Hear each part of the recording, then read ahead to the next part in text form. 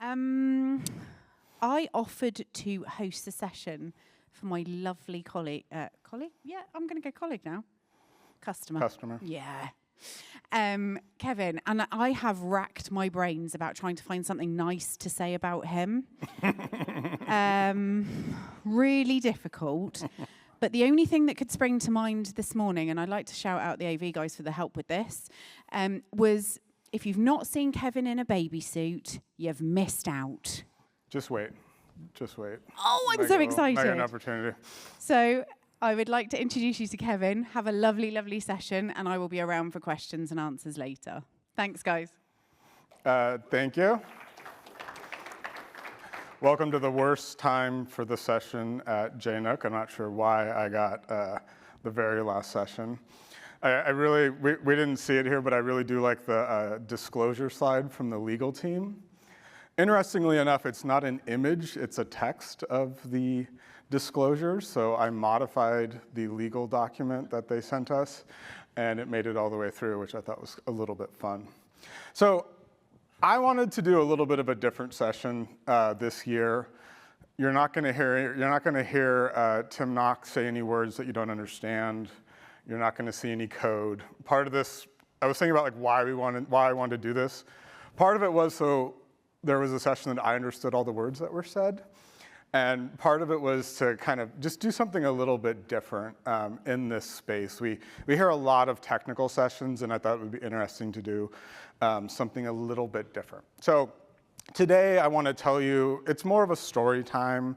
So I thought we would do the story of my team at UCSF. So I work at UCSF Children. I started at UCSF Children's Hospital doing this work, and we've expanded to all of UCSF Health.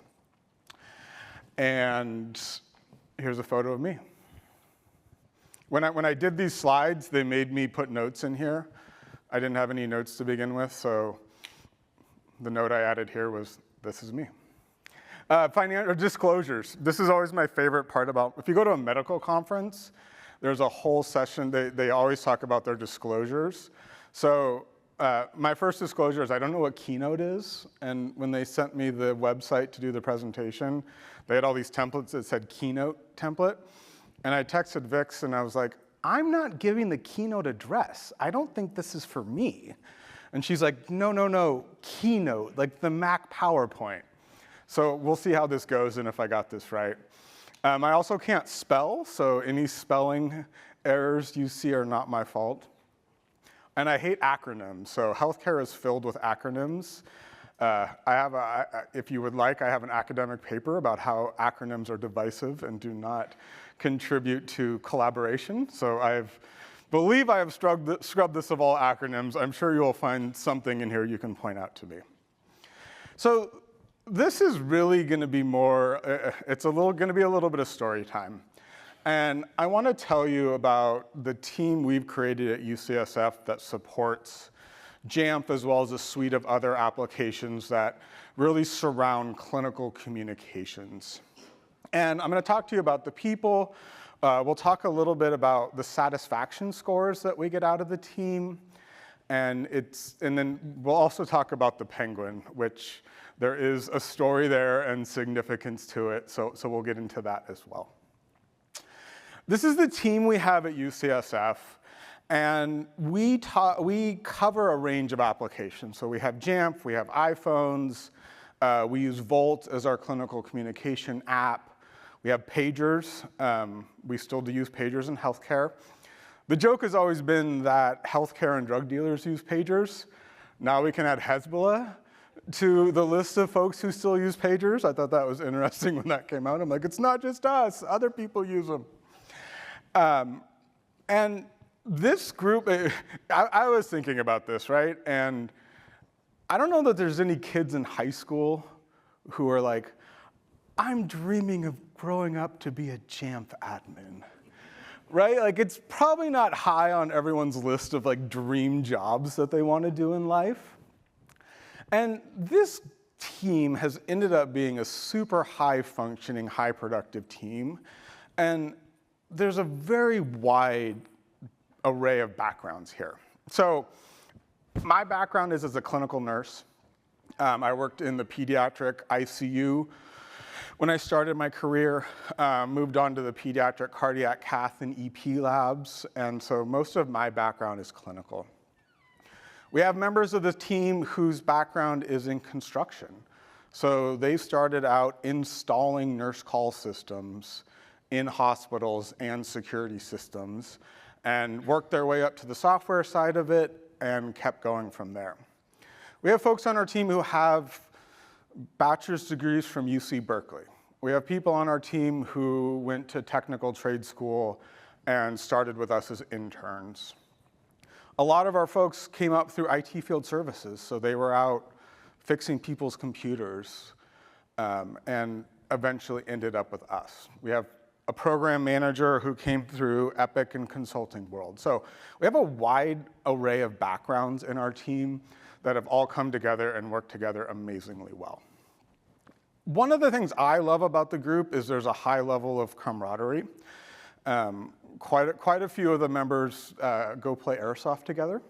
So there's a lot of pew-pew airsoft talk that goes on. The thing I found super interesting about the team, one of the newer members of the team you can see on the bottom, his name's Keith. And Keith has some amazing web HTML programming skills and has really brought a new skill set to the group that has just exploded what we can do. Keith doesn't play airsoft. He's not a pew-pew boy and doesn't go out on the airsoft events. Unbeknownst to me, and I heard about this later, when Keith joined the team, the members of the team asked Keith about what he liked so that they knew and had something to talk to Keith about. And this was not intentional, this wasn't a leadership thing we did, this was just something the team naturally did. And it was such a cool story that they wanted him to be included, even though he didn't have the same interests as them. They wanted him to feel included, found out what he was interested in, and make sure that they were able to talk to him about those things. At UCSF, we're an academic medical center. And historically, a lot of this had been very IT driven. So what technically works? This is how we ended up with Zebra phones back in the day, because they technically worked for us. We've really tried to change kind of the thought and the narrative to, customer value. I have a whole presentation about how I hate the word customer in healthcare, because IT tends to refer to the nurses and doctors as the customer. In my head, that's a very transactional relationship, right? Like, if I go to Home Depot, I'm the customer, and it's a transaction, and then I'm gone. It's not a relationship. We really try to think of the customer as the patient, right? Like, we're there to care for people's health. We're not there to provide a service to a nurse. Like, how do we think of the real mission that we do? And we're all a part of that, and we're all working together. Business viability is another one. We could just replace cost on here. So we have financial constraints. We need these systems to work for us financially. If it's huge and expensive, it's just not going to happen.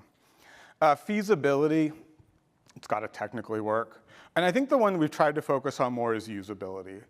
So historically, we were putting devices out there because they worked on the network, not because they worked well for the staff who were using them.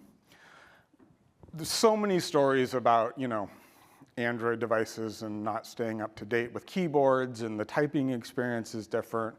One of the things we really found and kind of keyed in on is our users wanted a consumer-style experience at work. And that's something we've really tried to drive towards. So iPhones have provided more of that consumer-style experience when they're at work, and that's what they're looking for. Overall, kind of what we cover, so we have about 26,000 users we support, over 1,000 beds in our institution, so we're covering multiple hospitals, outpatient clinics, ambulatory settings. We do have kind of 4 main hospitals that our inpatient devices are at. And we're at about 7,000 devices right now. Those are broke down between Wi-Fi only shared devices. So when you come in the hospital, our hospitality services, Nurses, doctors, they're all carrying a shared Wi-Fi device that they're grabbing for their shift. Our trainees, so our residents, fellows, we've assigned them a phone. So my team manages, hands you a phone at the beginning of your training experience that you use throughout your stay at UCSF. Some of the cool things we've been able to do, so this is a little bit of kind of like where we came on our journey. And because we have so many applications under one group with so many smart people, we've been able to do a lot of things. So we started out in 2013 selecting Volt. And Volt is the clinical communications app we used. And it's kind of the face of it, right? Like, I always say it's the sexy and everything else is the brains behind the scenes. Like, Volt's actually not that special, but it's the keystone thing that people select. We ended up using Connexall and Zebra in 2015 to make all that work. Subsequently moved in 2017 to iPhones with MoFree battery cases. In healthcare, we're running 24/7, and there's a lot of battery anxiety, kind of like everyone has with their cars now, everyone had with their iPhones, right? Like, we work 24/7, this phone's never gonna stay charged. So we were using MoFree battery cases back in 2017. We expanded in 2018. 2020, we went to Jamf. There's two things on here, right? So the 2020 Jamf and the 2021 moving to MagSafe chargers.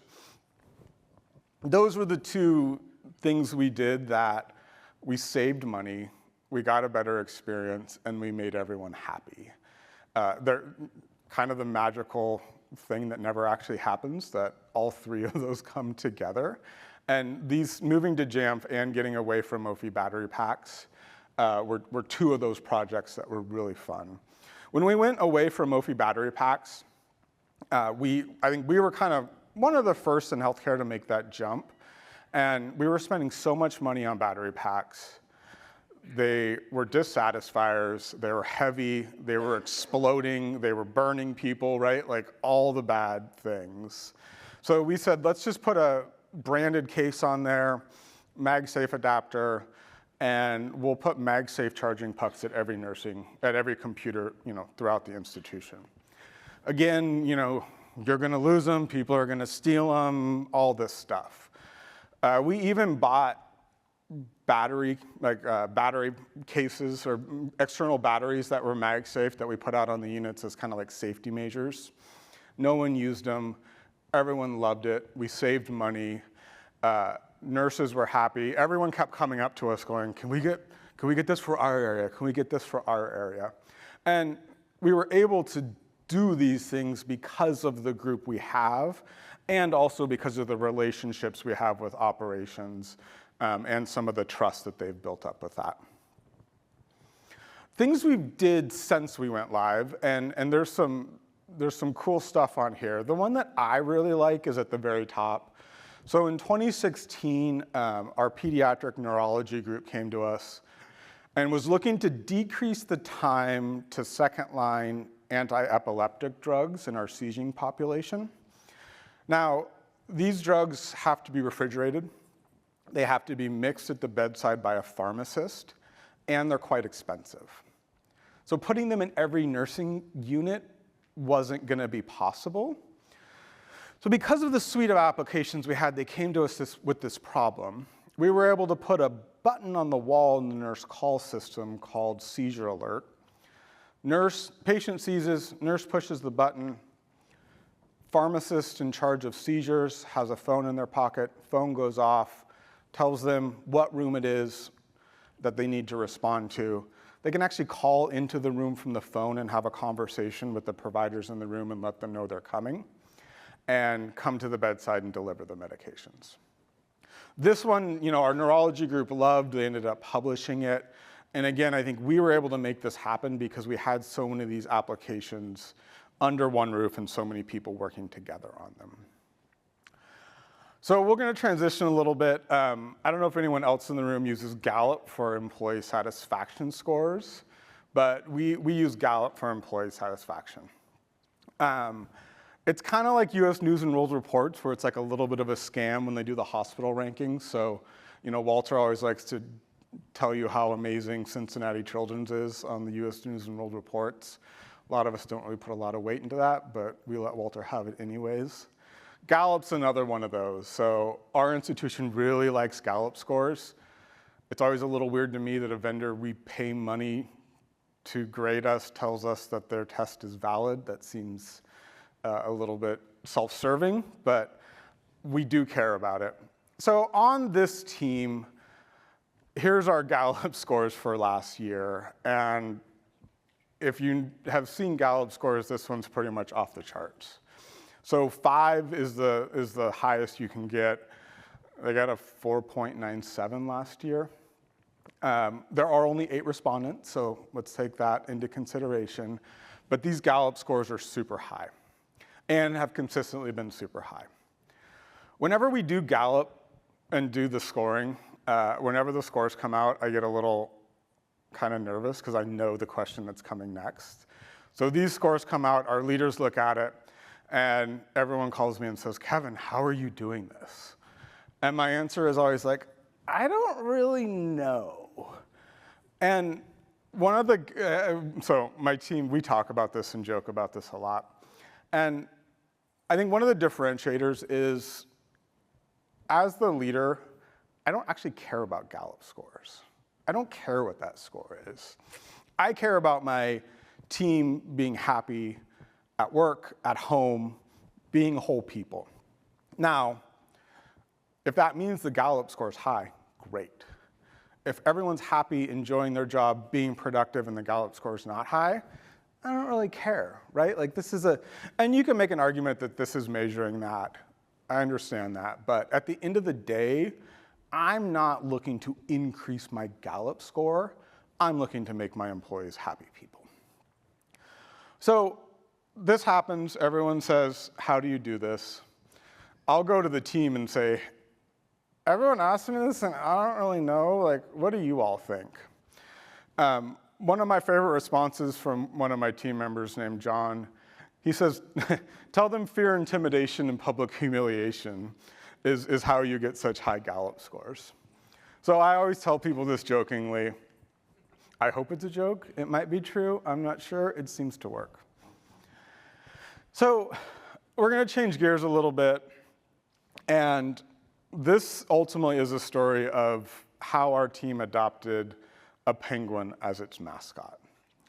So when we do large projects, have a large go live, we always end up in a room in the hospital for 12, 14 hours together.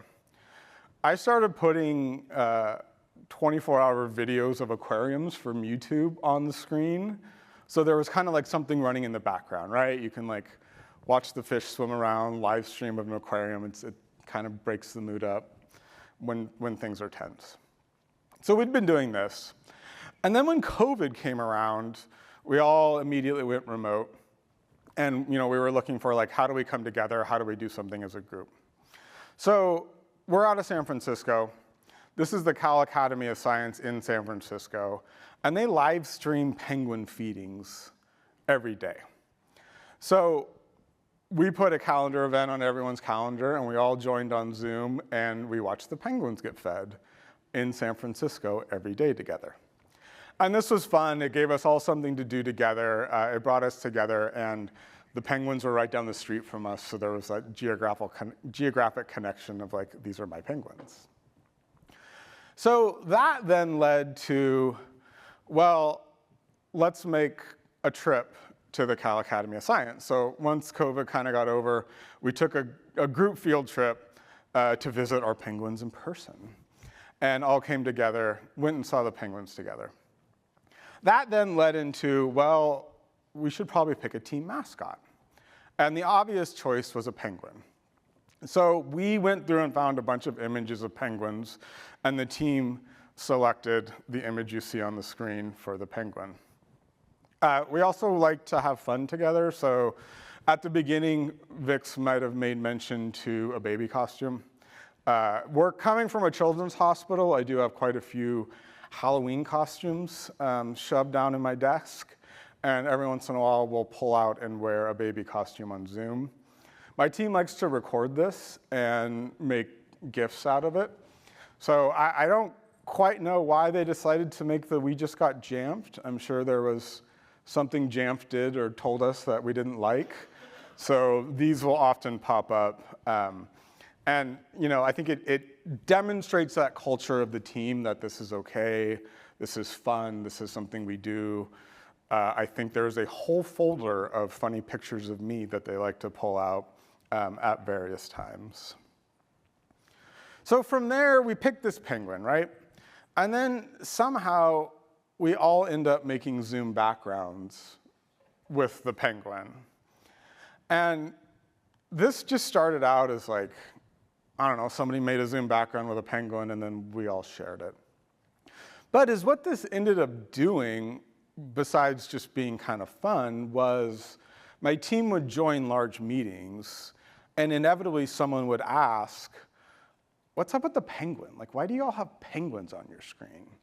And it was then an opportunity to tell them about our team and brag about them and tell them cool things that we did and tell them a little bit of this story. And within like a large, organization, it gave our team members some identity, and it gave us something to come around. Makes some, and others, you can see it makes them a little bit jealous, right? That like this team has this identity, this team has this kind of pseudo logo, this mascot. And it was a great lead-in to be able to just tell this story of what goes on within our team within UCSF when people would see this penguin, because everyone always asks, what's up with the penguin? So we had the penguin for a while, and it started showing up more and more places. So we made stickers of the penguin, so everyone on my team, on their water bottle, on their coffee cup, on their computer, the penguin's there. We made jackets for everybody. On the far right, it's actually like the first iteration of the penguin, so it's kind of like the OG penguin that the original folks had. So we had jackets made for everyone, and the penguin's like on the back shoulder somewhere, kind of like in a small little spot. I ultimately, after joking a while, went and got the penguin tattooed on me. This, again, was kind of during remote work time, and so once I told everyone I did it, no one believed me. And I spent quite a few hours like rubbing acetone on my tattoo, showing them like, no, it's actually real. They didn't really believe me till we met in person. And again, it's like one of those things that ends up like going around the organization. The director got a tattoo of a penguin on his arm for the team. Like, no one quite understands it, right? But you get in a room and they're like, did you actually? I'm like, yeah, it's right here. Look, I got a penguin on me. And I think it does, it drives that story. And one of the things I've noticed with our group is, as we've reflected on it and kind of like what makes that group different, there's a large element of story there. When we end up with a new person, whether it's a vendor that takes us out to dinner, there ends up being like a set of stories that we tell that person, which I think informs them about the team. Interestingly, oftentimes those stories revolve around funny things, successes, and mistakes. One of the stories, one of our team members, very early on, they had deployed Xboxes. So Mark Benioff funded our children's hospital. We opened, Mark walked through, and there was no gaming. So he opens his checkbook and says, or I don't know, probably hands us his Amex Black card and says, go buy everyone Xboxes. Well, that's a total nightmare because it's not an institutional device, it's a home device, right? So one of our interns at the time, who now works for us, went and bought Xboxes. Well, they needed to be updated. So he took them out to the data center and plugged them all in to the network all at one time and managed to bring the entire UCSF network to its knees because he was updating 25 Xboxes at one time. This results in the IT service announcement going out, the whole network's down, resolution, Russ plugged too many Xboxes in at one time, sorry about that. I, being the wonderful, kind boss I am, printed it. We all signed it, put it in a frame and hung it on his desk for him so he could remember his mistake. These are the type of stories that gets told, right? And we had somebody click the wrong button in Jamf, and all of UCSF went down. But when we tell those stories, we tell them in a fun way, and people learn from those mistakes. These are not mistakes that people are doing blatantly every day. These are not bad performers. They made a mistake, and that's okay. That's human. I took on another team recently, which is the MyChart team. And one of the interesting thoughts in my head was like, how do you try to replicate some of this culture? Is this unique? Is this replicatable? It's going to be different. How do we do that? So we took both teams together out to Golden Gate Park.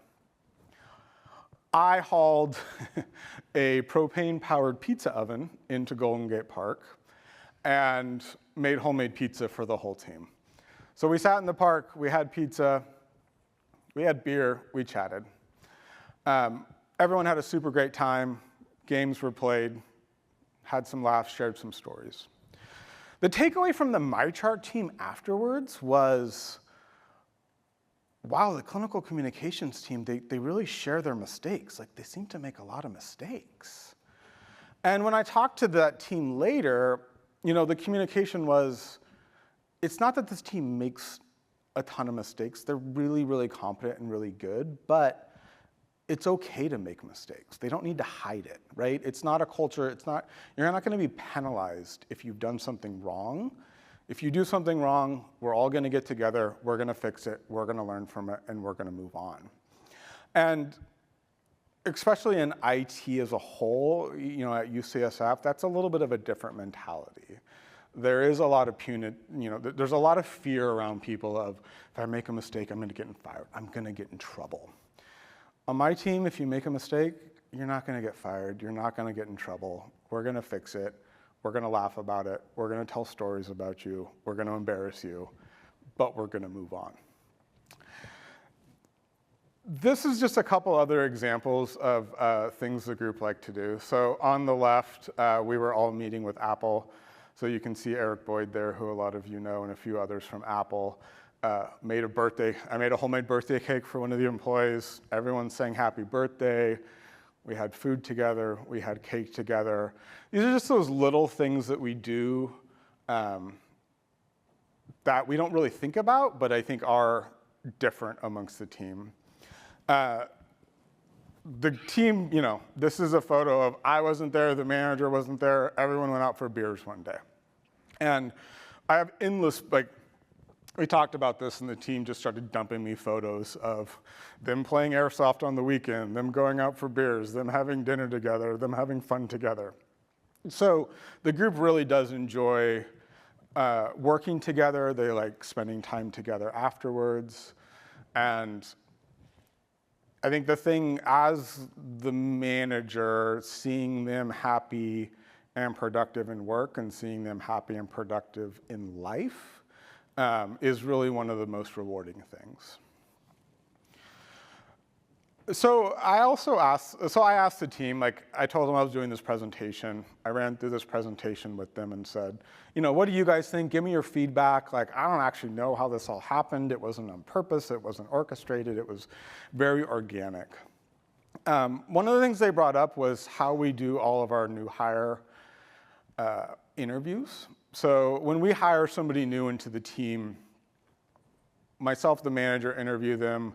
If we like them, we hand them off to the team. The team does a panel interview with them. The team ranks them. Then we all come back together and discuss it.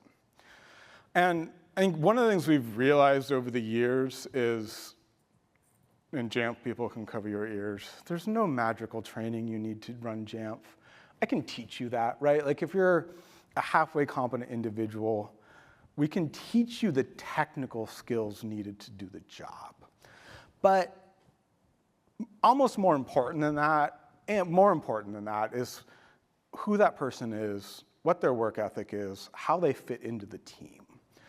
Now, we can make arguments that we can teach people critical thinking, or we can modify, how they work together, and I'm sure some of those are true, but we're really primarily focusing on somebody that's a good fit for the team, shares our collective value, shares how we work, and we can teach you the technical elements of the job after the fact. So that's led us to a wider breadth of people that we're looking for in terms of requirements, and really trying to focus in on some of those interpersonal things, some of those team things as well.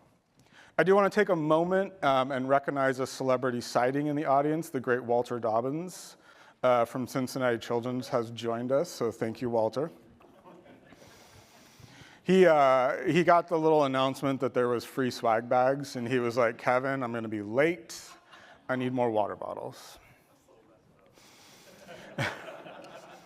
Walter, we talked a little bit earlier about U.S. News and World Reports and how it's kind of a little bit of a scam, and some people are very focused on it, but other groups realize that clinical care is more important than what a magazine rates you. But I'll let you watch the video to get the full talk. So as we wrap up, I was trying to distill a lot of this down. This is when I do this, and we've talked with groups about this and kind of how we make up our team and our scores. There's no formula, right? There's no I always get this well, what do you do? How do we improve our Gallup scores? Our director of pharmacy called me one day and was like, "Oh, my Gallup scores are low. Yours are high. What do you do?" And I was like, I don't know. There's no 1, 2, 3, right? Yes, if you go on the Gallup website, they will give you 5-step programs to improve your scores. I think it's all kind of BS if you ask me. But here's some of the key elements that I've been able to pull out of this group that I think influence that culture. So I said this before, story, and I've spent a lot of drive home after work time, thinking about this team and thinking about what's different as I look at other groups. And I really think that element of story is something that's unique. It's also something that's very organic, right? You can't go to a team and be like, make a story for yourself. But I do see that story that these folks have together and the stories they tell as somehow very important to that team dynamic. The second one is whole person. You can see people who want to get the most out of their employees at work. I also want my employees to be happy, engaged, successful people. And at times, that means I got something going on in my life, a family member's sick, I gotta go to the doctor, and it's one of those do whatever you, take care of that, because at the end of the day, your work is still gonna be here. There's a ton of us, we'll cover for you. You need to do what's important and right for you at the time, and that's not always work as the number one priority, right? We have other things in our lives. If you're not happy in life, you're not gonna be happy at work. And that's really what we're looking for. Don't say customer. Again, this one drives me insane. I have a whole presentation about customer. Whoever came up with the ITIL, whatever that thing is, they even admit that customer is a bad word. So I won't harp on that. The next one, and this is really relevant to us in healthcare. I'm sure those of you in education can resonate with this as well, but knowing what our work's tied to. So many times we see vendors and, they're in the healthcare space, so they're proclaiming altruistic value to their work. At the end of the day, they're a company. They might be a publicly traded company, and their primary motivation is to their stakeholders. It's not patient care.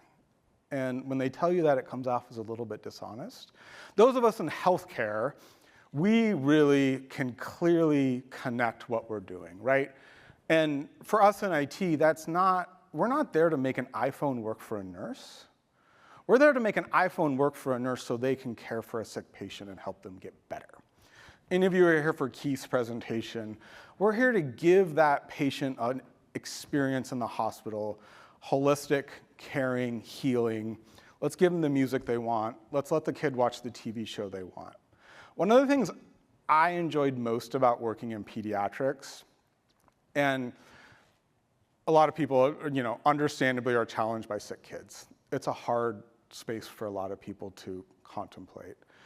For me, when you had a kid and a family and you got to care for the whole family during that time, was really special. One of the ones I remember the most, there was a liver transplant kid who was in the ICU for quite some time. I had a relationship with the kid, I had a relationship with the family, I got to know them. I came in for a night shift one night, and the family looked at me and said, "We're so glad you're here, we're gonna go home for the night." And the kid was pretty stable. I pulled movies out with the kid and books, and I sat on the kid's bed all night until he went to sleep, and we read books and watched movies together.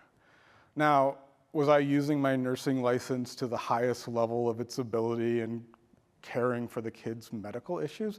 No, but I was caring for the kid, and one of the more satisfying things was that extended to the family, because the family felt like they could go home and take a break and felt comfortable with the care that we were providing to that child and that family at that time.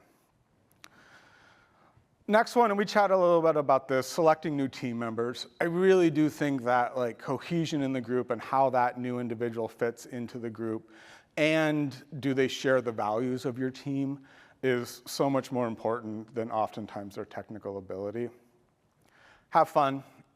You can see throughout here, our team has a lot of fun. The last one on here is the hardest one for me to grapple with. I was driving home one night, thinking about this, and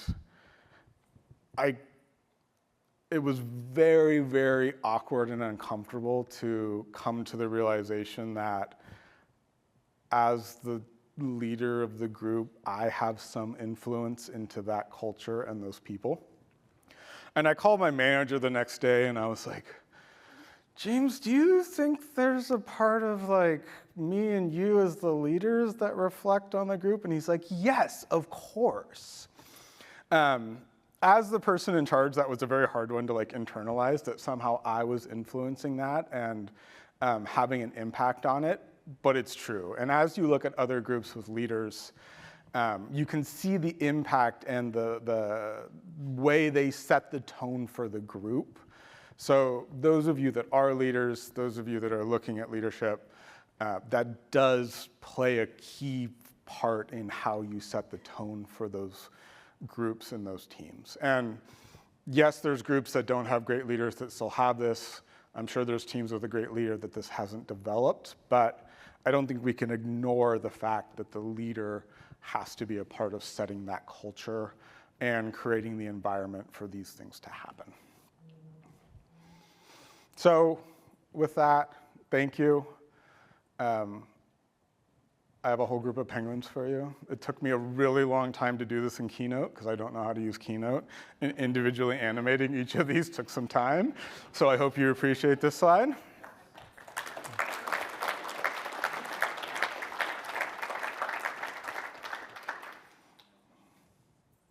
Thank you, Kevin. Very much appreciated. I think I get to work with Kevin quite a lot, and I'm very lucky to do so. And this is probably now why I know it is. So thank you. Any questions from anybody? Anybody has anything they... do you know what? I knew it was going to happen. Well, there's one in front, Vic. I don't know if you want to go to that one first. I didn't see it. Either here. Oh. Yeah, you can wait. We'll make Walter wait. Oh, I guess mine's a real question. I'm sorry. As a leader, how do you talk about the culture of your team and how it is it's fun. They want to be with each other. How do you strike the balance between instilling that and saying this is the culture I want to create as a leader, and how do you balance that with that organically happening and kind of being on the sidelines and just ushering that organic creation of that culture? I mean, the real answer is I don't know, right? So, and one of the interesting experiments, right? So I had this clinical communication team that was doing this, and then I took on an additional team. So there's a lot of thought about like, how do we recreate this, or and what does it look like? It's not going to look the same. With that group, though, I read it was a podcast or a paper or something, and it was talking about leaders' vulnerability with their team, and folks are more satisfied when the leader's honest with them. And that's kind of where I started with that group. Like, ask me whatever you want. I'm going to tell you everything I can. There's things I can't tell you. There's things I can tell you. So I tried to start from there. And, it's not overnight, right? Like, it's a long-term thing. Giving them opportunities to do that. So, going to the Golden Gate Park with 2 groups together, there was a little bit of like, let's try and show the new group what the old group, and like see if we can like cross culture a little bit here and get there. And I think the other element of that has been like consistency with it, right? So like showing up, being honest, being vulnerable, repeating that over and over again, and knowing that it's going to look different, but trying to suss out for that team what it looks like. If I have, my dream is to get the magic consulting slide deck and get paid to go around and give talks. So once I figure that piece out, that's going to be my deck. I'm going to retire and I'm going to travel the country giving that talk. Thanks, Kevin. Did you just say you're going to retire and go do TED Talks? Oh yeah, no, my speaking fee's going to be like 20 grand, and I'm going to be out the door. Okay. Just a quick question. You said it took you a while to do this keynote.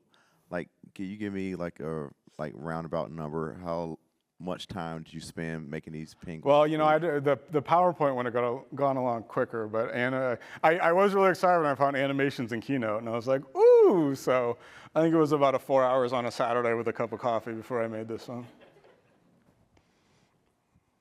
Just wanted to say I'm in K-12 education, and I really resonate a lot with what you said today. My team that I have is wonderful. We've really built that culture, and like I said, just really wanted to say thank you for that.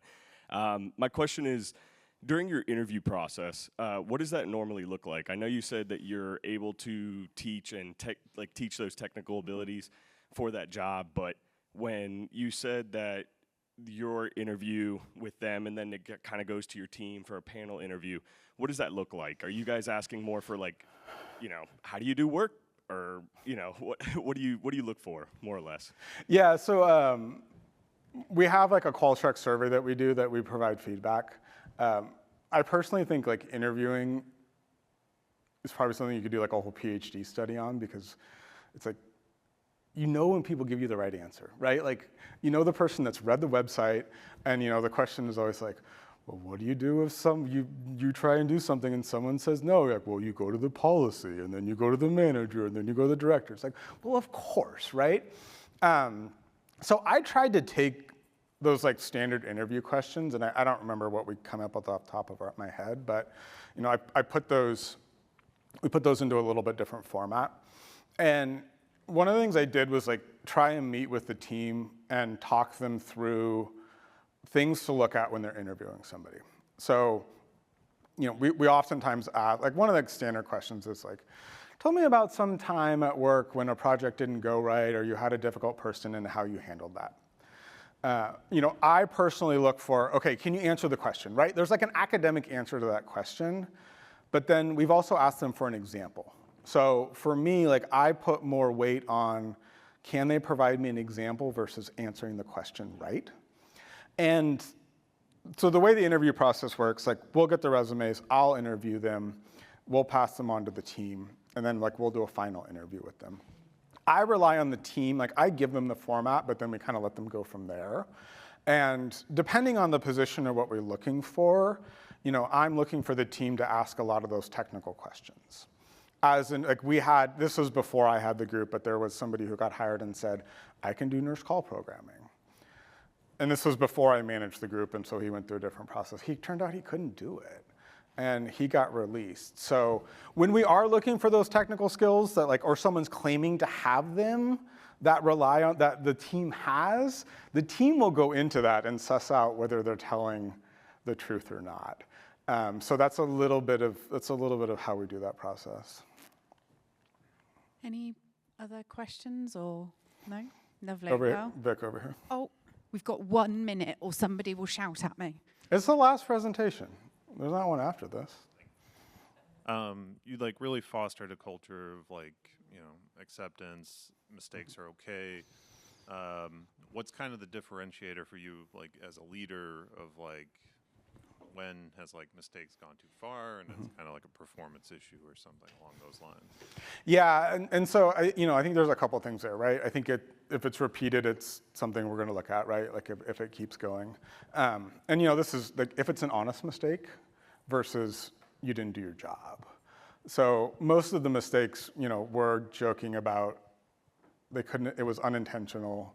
They didn't know, right? Like if it's something you should have known or something, if it's a performance issue, we treat that differently than you accidentally clicked the wrong button, right? Like, okay, or you were overambitious and were trying to do something amazing and update 20 Xboxes at one time, right? So like I do try and differentiate those, and they're not all the same in our mind. And the ones that we're joking about are kind of those honest mistakes that anyone can make, and we learn from and move on. Thank you, Kevin. Thank you.